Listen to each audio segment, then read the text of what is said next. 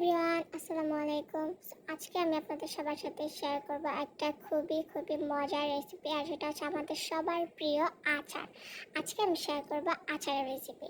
So চলেন start. ফার্স্টে হচ্ছে আমি দুই ভাগ করে নিয়েছি বড়ই, বিকজ আমি আজকে দুই রকমের আচার বানিয়ে দেখাবো আপনাদেরকে। তো আমি সুন্দর মতো বড়টা ধুয়ে ফেলেছি, আর এদিকে কতগুলো পাঁচফোড়ন আমি হালকা একটু প্যানের মধ্যে টেলে তারপরে ব্লেন্ড করে ফেলেছি। তো যাই হোক, এখন চলেন আপনাদেরকে ফার্স্ট বড় আচারটা শেয়ার করে ফেলি। তারপরে হচ্ছে আমি এখানে দিয়ে দিয়েছি সরিষার তেল, অ্যান্ড সরিষার তেলটা কিন্তু ভালো ব্র্যান্ডের হতে হবে, তাহলে অনেক সুন্দর একটা গ্রাম থাকবে।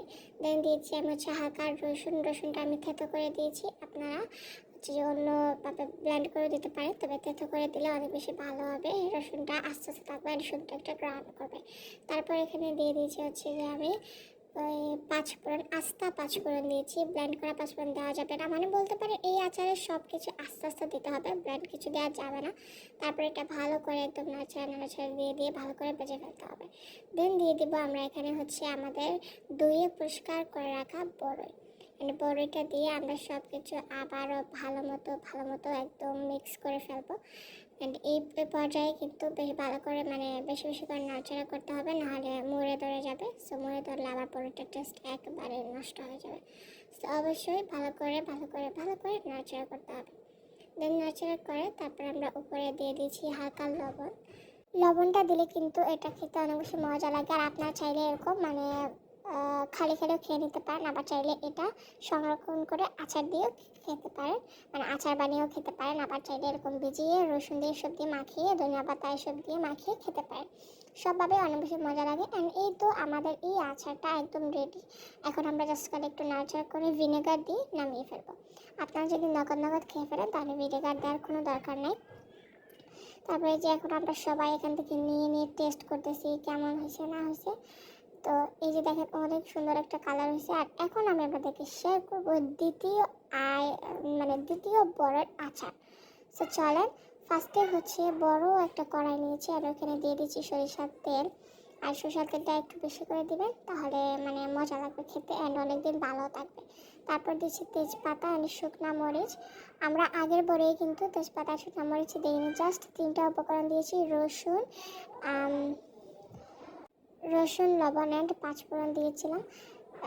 রসুন, লবণ অ্যান্ড পাঁচফোড়ন দিয়েছিলাম আর এটাতে। এখন আমরা রসুন ব্লেন্ড করা দিয়েছি, আগাটাতে দিয়েছিলাম আস্তা। তো তারপরে এই যে দিয়ে দিব আমরা লবণ, দেন দিব হলুদ, দেন দিব মরিচের গুঁড়া একটু বেশি করে দিবেন, তাহলে একটু ঝাল হবে, খেতে মজা লাগবে। তারপর দিব ধনিয়া গুঁড়া, তারপর দিব হলো জিরা গুঁড়া, তারপর হলো দিব যে আমাদের পাঁচফোড়ন যেটা আমরা একটু তেলে ব্লেন্ড করে রাখছিলাম ওটা। ধনিয়া আর জিরা একটু বেশি করে দিবেন, কারণ এগুলা তো আচারের মাস্ট, একটু মজা লাগে দিলে বেশি। তো তারপরে এই যে খালি দিতে হবে আর নাড়াচাড়া করতে হবে, নাড়াচাড়া কোনোভাবে অফ করা যাবে না।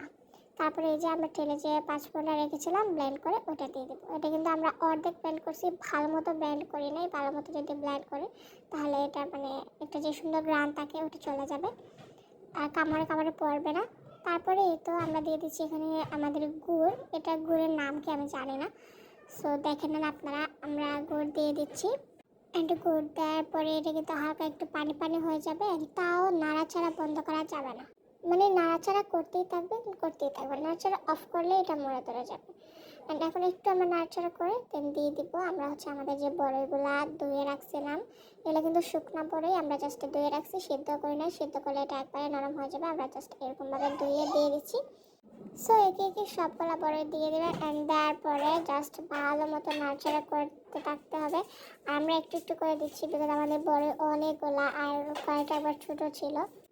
সো দেখেন আস্তে আস্তে আমরা আমাদের সবগুলা বড়ই দিয়ে দিচ্ছি, অ্যান্ড আপনারা সুন্দর মতো বড়ইটা দিয়ে দেবেন। আপনারা চাইলে কিন্তু এখানে এর থেকে আরও কম বড়ই নিতে পারেন, আপনাদের যতটুকু বড়ই ততটুকু নেবেন। আর গাইস কি বলবো, এটা বানানোর পরে 1 মাসও থাকে না, শেষ হয়ে যায়, কারণ এটা এত বেশি ইয়াম্মি হয়। আর এখানে কিন্তু আপনার চাইলে যদি আরও জুসি করতে চান, আরও বেশি মিষ্টি করতে চান, তাহলে কিন্তু আরও বেশি গুড় দেবেন। আমরা অনেক বেশি দিয়েছি, মানে 1 ক্যান পুরা গুড় দিয়েছি। তারপরে এখানে আমরা নাড়াচাড়া করে ভালো মতো সবাই টেস্ট করতেছিলাম যে কেমন হয়েছে। এত বেশি মজা হয়েছে গাইস। যারা এটা ট্রাই করবেন না অনেক বড় বেশি একটা মিস করে যাবেন, অথবা যারা নিউ রাঁধুনি আচার বানাতে পারেন না তাদের জন্য এই ভিডিওটা একদম বেস্ট। সো তাড়াতাড়ি রেসিপিটা ট্রাই করে ফেলেন। Bye bye.